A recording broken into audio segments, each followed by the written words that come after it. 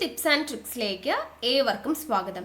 വരുന്ന LDC 2024 LGS 2024 എക്സാംസിന് വേണ്ടി prepare ചെയ്യുന്നവർക്ക് വേണ്ടിയിട്ടുള്ള സിലബസ് പ്രകാരമുള്ള ഫ്രീ ക്ലാസ്സുകൾ നമ്മുടെ ചാനലിലൂടെ സ്റ്റാർട്ട് ചെയ്തിട്ടുണ്ട്. ഒരു ദിവസം 6 ക്ലാസ്സുകൾ വെച്ചാണ് നമ്മൾ നൽകുന്നത്. അപ്പോൾ 6 ക്ലാസ്സുകൾ എന്ന് പറയുമ്പോൾ കാലത്ത് 6 മണിക്കൂർ ക്ലാസ്, 9 മണിക്കൂർ ക്ലാസ്, 12 മണിക്കൂർ ക്ലാസ്, 3 മണിക്കൂർ ക്ലാസ്, രാത്രി 8 മണിക്കൂർ ക്ലാസ്, 10:30 ക്ലാസ്, ഇങ്ങനെയാണ് ക്ലാസ്സുകൾ വരുന്നത്. അപ്പോൾ നിങ്ങൾക്കറിയാം LDC എക്സാം ജൂലൈയിലാണ് സ്റ്റാർട്ട് ചെയ്യുന്നത് എന്നുള്ളത് നമുക്ക് അറിഞ്ഞു അല്ലേ, ഡേറ്റ് ഒക്കെ വന്നു, നമ്മൾ കണ്ടതാണ്. അപ്പോൾ ജൂലൈയിലാണ് സ്റ്റാർട്ട് ചെയ്യുന്നത്, ഇനി ചുരുങ്ങിയ ദിവസമേ ഉള്ളൂ. അപ്പോൾ നമ്മളിങ്ങനെ ഒരു ദിവസം 6 ക്ലാസ്സുകൾ നിങ്ങൾക്ക് തരുന്നത് എന്തിനാണെന്ന് വെച്ച് കഴിഞ്ഞാൽ പെട്ടെന്ന് തന്നെ നമുക്ക് സിലബസ് തീർത്ത് റിവിഷൻ, മുൻവർഷ ചോദ്യങ്ങളുടെ ഡിസ്കഷൻ ഇതെല്ലാം ഉൾപ്പെടുത്തണം എന്നുള്ളത് കൊണ്ടാണ്. ഇപ്പോൾ നമ്മൾ ഓൾറെഡി ചെയ്യുന്നതും അങ്ങനെ തന്നെയാണ്. ഇപ്പോൾ കാലത്ത് 6 മണിക്കും 9 മണിക്കും 12 മണിക്കും നമ്മൾ GK പോർഷൻസ് ആണ് പഠിക്കുന്നത്. അന്ന് പഠിച്ച ആ ഭാഗത്തു നിന്നുള്ള മുൻവർഷ ചോദ്യങ്ങൾ, അത് പ്രത്യേകിച്ച് 2021 മുതൽ 2024 വരെ ചോദിച്ചിട്ടുള്ള ചോദ്യങ്ങളാണ് നമ്മൾ രാത്രി 8 മണിയുടെ ലൈവിൽ ഡിസ്കസ് ചെയ്യുന്നത്. 3 മണിക്ക് നമ്മൾ ഇംഗ്ലീഷ്, മാത്സ്, മലയാളം, അതുപോലെ രാത്രി 8 മണിക്ക് നമ്മൾ പറഞ്ഞു PYQ ഡിസ്കഷൻ, രാത്രി 10:30 എക്സ്പെക്റ്റഡ് കറണ്ട് അഫയേഴ്സിൻ്റെ ക്ലാസ് ആണ്, ചെറിയ കോഡ്സും കണക്ഷൻസ് ഒക്കെ യൂസ് ചെയ്തിട്ട്. പ്ലസ് എന്തും കൂടെ ഉണ്ട്, കലാ, കായികം, സാഹിത്യം, സംസ്കാരം എന്ന് പറയുന്ന ഭാഗം കൂടെ നമ്മൾ പഠിക്കുന്നുണ്ട് കണക്ഷൻസ് യൂസ് ചെയ്തിട്ട്. അപ്പോൾ ഇങ്ങനെയാണ് 6 ക്ലാസ്സുകൾ വരുന്നത്. കൂടാതെ നമ്മൾ വീക്ക്ലി എക്സാം കണ്ടക്ട് ചെയ്യും. ഇപ്പോൾ ശനിയാഴ്ച രാത്രി 8 മണിക്ക് അന്ന് ഒരാഴ്ച നമ്മൾ പഠിച്ച കാര്യങ്ങളുടെ എക്സാം നമ്മൾ കണ്ടക്ട് ചെയ്യും. സൺഡേ കംപ്ലീറ്റ് ആയിട്ട് ലീവാണ്. അപ്പോൾ പെൻഡിങ് ആയിട്ടുള്ള പോർഷൻസ് തീർക്കാനുള്ളവർക്ക് തീർക്കാനും പഠിച്ചവർക്ക് റിവിഷൻ ചെയ്യാനും ഒക്കെ ആയിട്ടാണ് ഞായറാഴ്ച ഫുള്ളി ലീവാണ് നമ്മൾ കൊടുക്കുന്നത്. ഓക്കെ, പിന്നെ മന്ത്ലി നമ്മൾ എക്സാം കണ്ടക്ട് ചെയ്യുന്നുണ്ട്. അപ്പോൾ ഈ ഒരു രീതിയിൽ ക്ലാസ്സുകൾ നല്ല രീതിയിൽ തന്നെ മുന്നോട്ട് പോയിക്കൊണ്ടിരിക്കുന്നുണ്ട്. അപ്പോൾ മാക്സിമം എല്ലാവരും കണ്ട് പ്രയോജനപ്പെടുത്തുക. ക്ലാസ്സൊക്കെ ഇഷ്ടമായിട്ടുണ്ടെങ്കിൽ ലൈക്ക് ചെയ്യാനും ഷെയർ ചെയ്യാനും കമൻറ്റ് ചെയ്യാനും ഒന്നും ആരും മറക്കരുത്. അപ്പോൾ നമുക്ക് ഇന്നത്തെ ക്ലാസ്സിലോട്ട് കിടക്കാം. ഇന്നത്തെ ക്ലാസ് എന്ന് പറയുന്നത് മാത്സിൽ നമ്മൾ കഴിഞ്ഞ ദിവസം സമയവും ദൂരവും പഠിച്ചു അല്ലേ. അപ്പോൾ അതിൻ്റെ ബാക്കി കുറേ അധികം പ്രോബ്ലംസ് ഉണ്ട്, ബാക്കി കുറച്ച് ടൈപ്പ് പ്രോബ്ലംസ് ഉണ്ട്. അപ്പോൾ അതാണ് നമ്മൾ ഇന്നത്തെ ക്ലാസ്സിൽ നോക്കുന്നത്. സമയവും ദൂരവും എന്ന് പറയുന്ന ഭാഗത്ത് വരുന്ന പ്രോബ്ലംസ് നമുക്ക് നോക്കാം. ആദ്യത്തെ ചോദ്യം നോക്കാം. 120 മീറ്റർ നീളമുള്ള ഒരു തീവണ്ടി പ്ലാറ്റ്ഫോമിൽ നിൽക്കുന്ന ഒരാളെ കടന്നു പോവാൻ സഞ്ചരിക്കേണ്ട ദൂരം. ഓക്കെ, നമ്മുടെ കഴിഞ്ഞ ക്ലാസ് കണ്ടവർക്ക് ഇപ്പൊ തന്നെ ആൻസർ കിട്ടിയിട്ടുണ്ടാവും. അത് കാണാത്തവരുണ്ടെങ്കിൽ ആ വീഡിയോ കാണുക.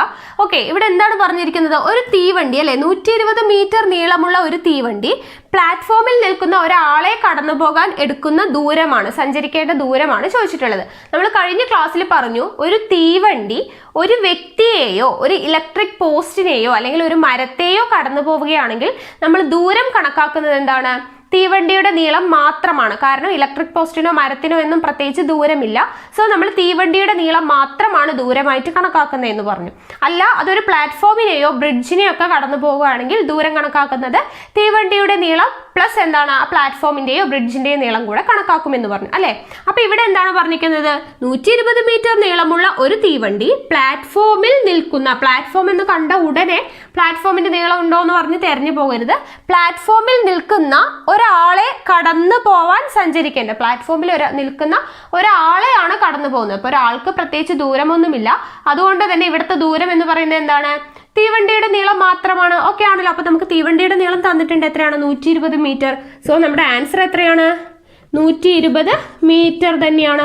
ഓക്കെ ആണല്ലോ. തീവണ്ടി കടന്നു പോകുന്നത് ഒരു ആളെയാണ് കടന്നു പോകുന്നത്. സോ ആൾക്ക് പ്രത്യേകിച്ച് ദൂരമൊന്നുമില്ല. നമ്മൾ ദൂരം കണക്കാക്കുന്നത് ആരെയാണ്? തീവണ്ടിയുടെ നീളം മാത്രമാണ്. ഓക്കെ ആണല്ലോ. അപ്പൊ നമ്മുടെ ആൻസർ എത്രയാണ്? 120 മീറ്റർ ആണ്. പ്രത്യേകിച്ച് ഒന്നും ചെയ്യാനില്ല, വളരെയധികം ഈസിയാണ്. ഒന്ന് ശ്രദ്ധിച്ചാൽ മതി, ശ്രദ്ധിച്ച് ക്വസ്റ്റ്യൻ വായിക്കുക. അപ്പൊ നമുക്ക് ഈസി ആയിട്ട് ചെയ്യാനായിട്ട് പറ്റും. അടുത്ത ചോദ്യം നോക്കാം. മണിക്കൂറിൽ 54 കിലോമീറ്റർ വേഗത്തിൽ ഓടുന്ന 150 മീറ്റർ നീളമുള്ള തീവണ്ടി 450 മീറ്റർ നീളമുള്ള പാലം കടക്കാൻ എത്ര സെക്കൻഡ് സമയമെടുക്കും? ഓക്കെ, നമ്മൾ നേരത്തെ ചെയ്തതുപോലത്തെ ഒരു പ്രോബ്ലം ആണ്. പക്ഷെ ഇവിടെ എന്താണ് വ്യത്യാസം? 54 കിലോമീറ്റർ പെർ അവർ വേഗത തന്നിട്ടുണ്ട്. നീളം 150 മീറ്റർ നീളമുള്ള തീവണ്ടി എന്തിനെയാണ് കടന്നു പോകുന്നത്? ഒരു പാലത്തെയാണ് കടന്നു പോകുന്നത് അല്ലെ. അപ്പൊ നമ്മൾ ഇവിടെ ദൂരം കണക്കാക്കുമ്പോൾ തീവണ്ടിയുടെ നീളവും എടുക്കണം, പാലത്തിന്റെ നീളവും എടുക്കണം. ഓക്കെ ആണല്ലോ. നമുക്ക് കണ്ടുപിടിക്കേണ്ടത് എന്താണ്? സമയമാണ്. അപ്പൊ സമയത്തിന്റെ ഇക്വേഷൻ നമുക്കറിയാം, ദൂരം ബൈ വേഗതയാണ് അല്ലെ. ദൂരം ബൈ വേഗതയാണ്. ദൂരം എന്ന് പറയുന്നത് എന്താണ്? തീവണ്ടിയുടെ നീളം പ്ലസ് പാലത്തിന്റെ നീളം, രണ്ടും കൂടെ കൂട്ടണം. അപ്പൊ 150 പ്ലസ് 450 ഡിവൈഡഡ് ബൈ എന്താണ് 54 കിലോമീറ്റർ എന്നാണ് തന്നിരിക്കുന്നത് അല്ലെ. കിലോമീറ്റർ പെർ അവറിലാണ് വേഗത തന്നിട്ടുള്ളത്. നമ്മുടെ ഓപ്ഷൻസിൽ സെക്കൻഡിലാണ് കിടക്കുന്നത്. സോ നമ്മൾ എന്ത് ചെയ്യണം, മീറ്റർ പെർ സെക്കൻഡിലോട്ട് വേഗതയെ മാറ്റണം അല്ലെ. അപ്പൊ 54 ഇൻറ്റു 5/18 ചെയ്താൽ എന്തായി, മീറ്റർ പെർ സെക്കൻഡിലോട്ട് മാറ്റാനായിട്ട് പറ്റും. ഇനി നമുക്ക് ചെയ്യാലോ, 18 അല്ലെ. 54 18 54 എത്ര പ്രാവശ്യം പോകും, 3 പ്രാവശ്യം പോകും അല്ലെ. ഇനി നമുക്ക് ചെയ്യാം, 150 450 കൂടെ കൂട്ടിയാൽ എത്ര കിട്ടും, 600 അല്ലെ. 600 എന്ന് കിട്ടും. ഇവിടെ 3 × 5 15 മാത്രമേ ഉള്ളൂ. ഇനി 15 60 എത്ര പ്രാവശ്യം പോകും, 4 പ്രാവശ്യം പോകും അല്ലെ. 15 15 30 2 15 30. അപ്പൊ 4 15 എത്രയാണ്, 60. അപ്പൊ 15 60 4 പ്രാവശ്യം. ഇവിടെ ഒരു 0 ഉണ്ട്. അപ്പൊ എത്രയാണ് ആൻസർ, 40 സെക്കൻഡ് എന്നുള്ളതാണ് നമ്മുടെ ആൻസർ ആയിട്ട് വരിക. ഓക്കെ ആണല്ലോ. ശ്രദ്ധിക്കേണ്ട കാര്യം എന്താണ്, നമ്മുടെ ദൂരം കണക്കാക്കുന്നത് തീവണ്ടി എന്തിനെയാണ് കടന്നു പോകുന്നത് എന്നനുസരിച്ചിട്ടാണ്. തീവണ്ടി ഒരു പാലത്തെയോ ഒരു പ്ലാറ്റ്ഫോമിനെയോ ഒക്കെ കടന്നു പോകുകയാണെങ്കിൽ തീവണ്ടിയുടെ നീളവും ആ പാലത്തിന്റെയോ പ്ലാറ്റ്ഫോമിന്റെയോ നീളം കൂടെ കണക്കാക്കണം.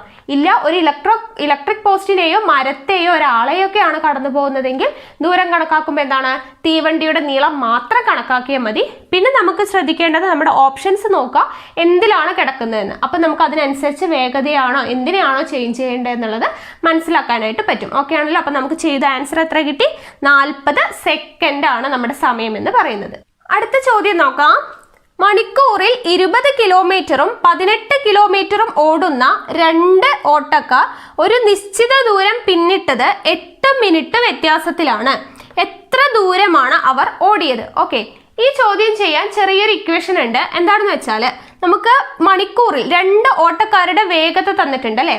അപ്പൊ അവര് ഒരു നിശ്ചിത ദൂരം പിന്നിട്ട സമയ വ്യത്യാസവും തന്നിട്ടുണ്ട്. ഇങ്ങനെ 2 വേഗതയും സമയ വ്യത്യാസവും തന്നാല് ദൂരം കാണാനുള്ള ഒരു ഇക്വേഷൻ ആണ് S1 into S2 divided by S1 minus S2 into സമയ വ്യത്യാസം. ഇമ്പോർട്ടൻ്റ് ആണ്, പഠിച്ചിരിക്കുക.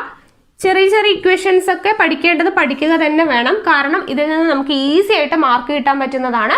ഈ ഇക്വേഷൻ ഇതുപോലെ പഠിച്ചാൽ ഇങ്ങനെയുള്ള പ്രോബ്ലംസ് ഈസി ആയിട്ട് ചെയ്യാനായിട്ട് പറ്റും. ഓക്കെ ആണല്ലോ. ഒരുപാട് തവണ ചോദിച്ചു കണ്ടിട്ടുണ്ട് ഇങ്ങനെയുള്ള ചോദ്യങ്ങൾ. അപ്പൊ ശ്രദ്ധിക്കുക, S1 into S2 divided by S1 minus S2. ഇനി എന്താണ് നമുക്ക് നോക്കേണ്ടത്, ഇവിടെ വേഗത കിലോമീറ്ററിലാണ്. നമ്മുടെ ആൻസറിന്റെ ഓപ്ഷൻസ് എന്താണ്, കിലോമീറ്ററിലാണ്. ഇനി നമുക്ക് അപ്പൊ അവിടെ എന്താണ് ചേഞ്ച് ചെയ്യേണ്ടത്, ഇവിടെ നമുക്ക് സമയ വ്യത്യാസം മിനിറ്റിലാണ് തന്നിരിക്കുന്നത്. അപ്പൊ ആ മിനിറ്റിലുള്ളതിന് നമുക്ക് എന്താക്കി മാറ്റണം, അവറിലോട്ടാക്കി മാറ്റണം. ഓക്കെ ആണല്ലോ. അപ്പൊ ആ കാര്യം ശ്രദ്ധിക്കാം. ഇനി നമുക്ക് സബ്സ്റ്റിറ്റ്യൂട്ട് ചെയ്യാം. S1 എന്ന് പറയുന്നത് ആദ്യത്തെ വേഗത, S2 എന്ന് പറയുന്നത് രണ്ടാമത്തെ വേഗത. അപ്പോൾ S1 എന്ന് പറയുന്നത് 20 into 18 divided by 20 minus 18 into സമയ വ്യത്യാസം എത്രയാണ്, 8 ആണ്. 8 മിനിറ്റ് ആണ് നമുക്ക് തന്നിരിക്കുന്നത്. മിനിറ്റിനെ മണിക്കൂറാക്കാൻ എന്ത് ചെയ്യണം, 60 മിനിറ്റ് എന്ന് പറയുന്നതാണ് എന്ത്, 1 മണിക്കൂർ. അങ്ങനെയാണെങ്കിൽ 1 മിനിറ്റ് എന്ന് പറയുന്നത് എത്രയാണ്, 1/60 ആയിരിക്കും. അപ്പൊ നമ്മൾ മിനിറ്റിനെ മണിക്കൂറിലോട്ടാക്കാൻ എത്ര കൊണ്ട് ഗുണിക്കണം, 1/60 കൊണ്ട് ഗുണിക്കണം. അപ്പൊ 8നെ 1/60 ചെയ്താൽ 8 ഇൻറ്റു 1/60 എന്ന് വെച്ചാൽ എന്താണ്, 8/60 അല്ലേ. അപ്പൊ അങ്ങനെ ചെയ്യാം. ഓക്കെ, അപ്പൊ നമുക്ക് ചെയ്യാം. 20 ഇൻറ്റു 8 20 ഇൻറ്റു 18 ഡിവൈഡഡ് ബൈ 20 18 പോയി എത്രയാണ്, 2 ഇൻറ്റു 8/60. ഓക്കെ ആണല്ലോ. ഇനി നമുക്ക് ഇവിടെ ക്യാൻസൽ ചെയ്യേണ്ടതൊക്കെ ക്യാൻസൽ ചെയ്യാം. 2 18 എത്ര പ്രാവശ്യം പോകും, 9 പ്രാവശ്യം പോകും. ദെൻ 60 എന്ന് പറയുന്നത് 20 60 എത്ര പ്രാവശ്യം പോകും, 3 പ്രാവശ്യം പോകും. ഓക്കെ ആണല്ലോ.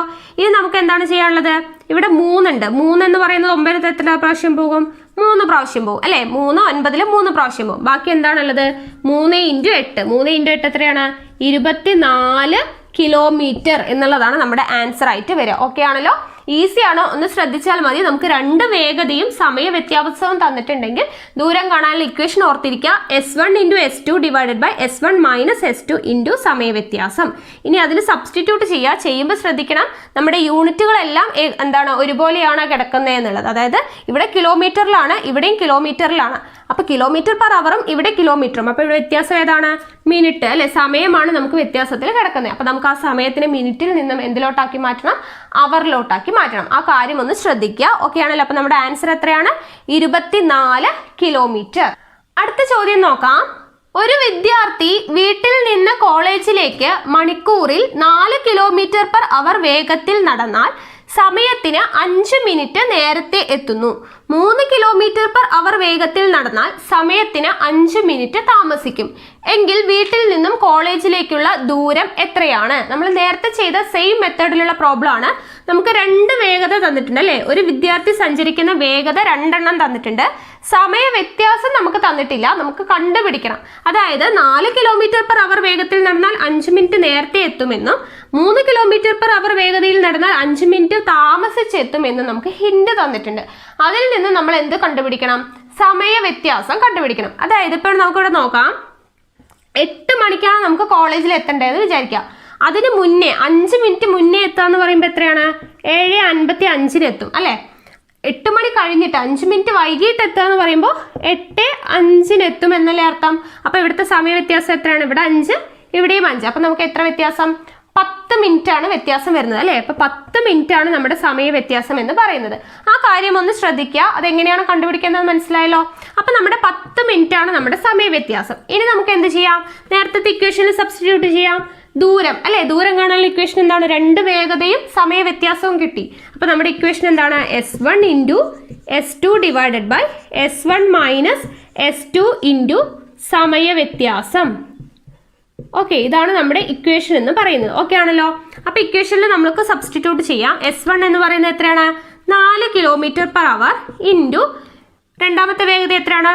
3 km ഡിവൈഡഡ് ബൈ 4 - 3 ഇൻറ്റു സമയ വ്യത്യാസം ഇവിടെ 10 മിനിറ്റ് ആണ് അല്ലെ? 10 മിനിറ്റ് ആണ്. നമ്മുടെ ആൻസറിൽ 2 കിലോമീറ്റർ ആണ് ദൂരം കിടക്കുന്നത്. വേഗതയും km/h അപ്പൊ നമ്മുടെ സമയത്തെ എന്താക്കി മാറ്റണം? മിനിറ്റിൽ നിന്നും മണിക്കൂറാക്കി മാറ്റണം. അപ്പൊ മിനിറ്റിനെ അവറിലോട്ടാക്കാൻ എന്ത് ചെയ്യണം? 10 × 1/60, അതായത് 10/60 നമ്മൾ നേരത്തെ ചെയ്തില്ലേ അതുപോലെ. അപ്പൊ 10/60 എന്ന് കിട്ടി. ഓക്കെ ആണല്ലോ? അപ്പൊ ഇനി നമുക്ക് ചെയ്യാം. 4 × 3 ഡിവൈഡഡ് ബൈ 4 ന്ന് 1 പോയാൽ 1 ഇൻറ്റു 10/60. 0യും 0യും ക്യാൻസൽ ആയിപ്പോയി. ദെൻ ഇവിടെ 3 6ൽ എത്ര പ്രാവശ്യം?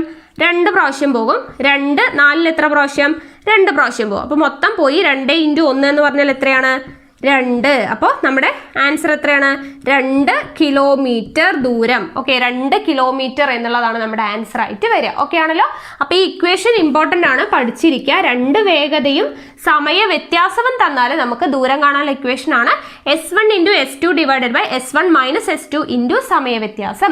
സമയ വ്യത്യാസം തരാത്തതിൽ നമ്മൾ എങ്ങനെയാണ് കണ്ടുപിടിച്ചതെന്ന് മനസ്സിലായല്ലോ? അത് ശ്രദ്ധിക്കുക. ദെൻ അതിനെ മണിക്കൂറിലോട്ട്, മിനിറ്റ്, ഈ 10 വെച്ചിട്ട് തന്നെ ചെയ്താൽ നമ്മുടെ ആൻസർ ഒക്കെ തെറ്റിപ്പോകും. അത് മിനിറ്റിലാണ് തന്നിരിക്കുന്നത്. നമുക്ക് വേഗത km/h ആൻസറിൽ ദൂരം കിലോമീറ്ററിലുമാണ്. സോ നമ്മൾ മിനിറ്റിനെ എന്താക്കി മാറ്റണം? മണിക്കൂറിലോട്ടാക്കി മാറ്റണം. അപ്പൊ നമ്മൾ അതിനെ 1/60 കൊണ്ട് ഗുണിച്ചു. ഓക്കെ ആണല്ലോ? അപ്പൊ ആ കാര്യം കൂടെ ഒന്ന് ശ്രദ്ധിക്കുക. നമ്മുടെ ആൻസർ എത്രയാണ്? 2 കിലോമീറ്റർ. അടുത്ത ചോദ്യം നോക്കാം. 220 മീറ്ററും 330 മീറ്ററും നീളമുള്ള എതിർദിശയിൽ നിന്നും വരുന്ന 2 തീവണ്ടികളുടെ വേഗത യഥാക്രമം മണിക്കൂറിൽ 60 കിലോമീറ്ററും 50 കിലോമീറ്ററും ആണ്. ഇവ പരസ്പരം കടന്നു പോവാൻ എടുക്കുന്ന സമയം. ഓക്കെ, എന്താണ് ഇവിടെ ചോദിച്ചിരിക്കുന്നത്? 2 തീവണ്ടിയുടെ കാര്യം പറഞ്ഞിട്ടുണ്ട് അല്ലെ? 2 നീളം, 220 മീറ്ററും 330 മീറ്ററും നീളമുള്ള എതിർദിശയിൽ വരുന്ന തീവണ്ടി എന്നാണ് പറഞ്ഞിരിക്കുന്നത്. എതിർദിശയിൽ വരുന്ന തീവണ്ടികൾ യഥാക്രമം എന്താണ്? അവരുടെ വേഗത തന്നിട്ടുണ്ട്. മണിക്കൂറിൽ 60 കിലോമീറ്റർ വേഗത, ഒന്നിന്റെ 50 കിലോമീറ്റർ വേഗത. അങ്ങനെയാണെങ്കിൽ ഇവ പരസ്പരം കടന്നു പോകാൻ എടുക്കുന്ന സമയമാണ് നമുക്ക് കണക്ക് കൂട്ടേണ്ടത്. ഇങ്ങനെ എതിർദിശയിൽ നിന്നും വരുന്ന 2 തീവണ്ടി എന്ന് പറഞ്ഞിട്ട് 2 വേഗതയും 2 നീളവും തന്നാൽ നമുക്ക് എന്താണ്? ദൂരവും വേഗതയും കണക്കാക്കുമ്പോൾ 2ന്റെയും കൂടെ പ്ലസ് ചെയ്തിട്ട് വേണം കണക്കാക്കാൻ. ആകെ ദൂരം എന്ന് പറയുന്നത് 2ന്റെയും തീവണ്ടിയുടെയും നീളം, ആകെ വേഗത എന്ന് പറയുന്നത് 2 തീവണ്ടിയുടെയും വേഗത. ഓക്കെ ആണല്ലോ? അപ്പൊ നമുക്കറിയാം സമയത്തിന്റെ ഇക്വേഷൻ എന്താണ്? സമയം എന്ന് പറയുന്നത് ദൂരം ബൈ വേഗതയാണ്. അപ്പൊ നമ്മളിവിടെ ദൂരം കണക്കാക്കുന്നത് 2 തീവണ്ടിയുടെയും നീളം എടുക്കണം. ഓക്കെ ആണല്ലോ? അപ്പൊ 2 തീവണ്ടിയുടെയും നീളം എന്ന് പറയുമ്പോൾ ഇവിടെ സെക്കൻഡിലാണ് തന്നിരിക്കുന്നത്, ഇവിടെ മീറ്ററിലാണ്. അതുകൊണ്ട് തന്നെ നമുക്ക് നീളം എന്താണ് മാറ്റേണ്ട കാര്യമില്ല. നമുക്ക് മാറ്റേണ്ടത് എന്താണ്? വേഗതയാണ് നമുക്ക് km/h തന്നിരിക്കുന്നത്. ബാക്കി ഇത് മീറ്ററിലും ഇത് സെക്കൻഡിലുമാണ്. സോ നമുക്ക് വേഗത ചേഞ്ച് ചെയ്താൽ മതി. അപ്പൊ നമുക്ക് ദൂരം എഴുതാം. ദൂരം എന്ന് പറയുന്നത് 2 തീവണ്ടിയുടെ നീളം കൂടെ കൂട്ടണം. ഓക്കെ ആണല്ലോ? അപ്പൊ എതിർദിശയിൽ വരുന്ന 2 തീവണ്ടി എന്ന് പറയുമ്പോൾ 2 തീവണ്ടിയുടെ നീളം കൂടെ കൂട്ടണം. അപ്പൊ 220 പ്ലസ് 330 ഡിവൈഡഡ് ബൈ വേഗത എന്ന് പറയുന്നത് എത്രയാണ്? 60 കിലോമീറ്റർ പ്ലസ് 50 കിലോമീറ്റർ. ഓക്കെ, ഇനി നമുക്ക് എന്താണ് ഇതിനെ എന്താക്കി മാറ്റണം? കിലോമീറ്റർ പെർ അവറിൽ നിന്നും മീറ്റർ പെർ സെക്കൻഡ് ആക്കി മാറ്റണം. മീറ്റർ പെർ സെക്കൻഡ് ആക്കി മാറ്റാനായിട്ട് ഇൻറ്റു 5/18 കൂടെ ചെയ്യണം. ഓക്കെ ആണല്ലോ. അപ്പൊ ഇവിടെ 220 330 എത്രയാണ്? 550 ഡിവൈഡഡ് ബൈ 60 50 110 ഇൻറ്റു 5/18. ഇങ്ങനെ ഇവിടെ ഭിന്നസംഖ്യ എഗെയിൻ എന്താണ് താഴേക്ക് വന്നാൽ നമ്മൾ എന്ത് ചെയ്യും? ഇത് തിരിച്ചിട്ട് ഗുണിക്കും. അതായത് ഈ 18 മുകളിലോട്ട് പോകും അല്ലെ. അപ്പൊ 550 ബൈ 110 ഇൻറ്റു 5 ഇവിടെ നിൽക്കും. 18 എങ്ങോട്ട് പോകും? മുകളിലോട്ട് പോകും. ഇനി നമുക്ക് ക്യാൻസൽ ചെയ്യാലോ. 0 0 ക്യാൻസൽ ആയി പോയി. 1155 5 പ്രാവശ്യം. ഓക്കെ, അപ്പൊ ഈ 5ഉം ഈ 5ഉം ക്യാൻസൽ ആയി. ബാക്കി എത്രയുണ്ട്? 18. അപ്പൊ നമ്മുടെ ആൻസർ എത്രയാണ്?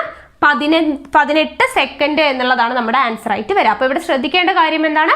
2 തീവണ്ടികൾ എതിർ ദിശയിൽ വരുന്നു എന്ന് പറയുമ്പോൾ ദൂരം കണക്കാക്കുമ്പോൾ അവയുടെ രണ്ടിന്റെയും നീളം കണക്കാക്കണം. അതുപോലെ തന്നെ വേഗത കണക്കാക്കുമ്പോഴും രണ്ടിന്റെയും വേഗത കൂടിയിട്ട് കൂട്ടണം. പിന്നെ നമ്മുടെ ആൻസറിന്റെ ഓപ്ഷൻസ് നോക്കുക. അതിൽ എന്താണോ തന്നിരിക്കുന്നത് അതിലോട്ട് നമ്മുടെ ക്വസ്റ്റ്യനിലുള്ള യൂണിറ്റുകളെ മാറ്റാനായിട്ടും ശ്രദ്ധിക്കണം. ഓക്കെ ആണല്ലോ. അപ്പൊ ഇത്രയേ ഉള്ളൂ എന്ത് സമയവും ദൂരവും എന്ന് പറയുന്ന ഭാഗത്ത് വരുന്ന ഒട്ടുമിക്ക ടൈപ്പിലുള്ള പ്രോബ്ലംസ് നമ്മൾ ചെയ്തിട്ടുണ്ട്. ഈ 2 വീഡിയോസോട് കൂടിയിട്ട് നമ്മുടെ ലഘുഗണിതം എന്ന് പറയുന്ന ഭാഗം, മാത്സിലെ ലഘുഗണിതം എന്ന് പറയുന്ന ഭാഗം സമയവും ദൂരത്തോടു കൂടി കംപ്ലീറ്റ് ആവുകയാണ്. ഇനി നമുക്ക് മാനസിക ശേഷി പരിശോധന എന്ന് പറയുന്ന ഭാഗമാണ് ഡിസ്കസ് ചെയ്യാനുള്ളത്. അപ്പൊ എന്തായാലും നമുക്കത് വരും ക്ലാസ്സുകളിലായിട്ട് നോക്കാം. അപ്പൊ നിങ്ങൾക്ക് ഈ വീഡിയോസും ക്ലാസ്സുകളൊക്കെ ഇഷ്ടമായി എന്ന് തോന്നുകയാണെങ്കിൽ ലൈക്ക് ചെയ്യുക, ഷെയർ ചെയ്യുക. നിങ്ങളുടെ സജഷൻസ് എന്തെങ്കിലും ഉണ്ടെങ്കിൽ കമന്റ് ബോക്സിൽ രേഖപ്പെടുത്തുക. കൂടുതൽ വീഡിയോസിനായി ചാനൽ സബ്സ്ക്രൈബ് ചെയ്യുക.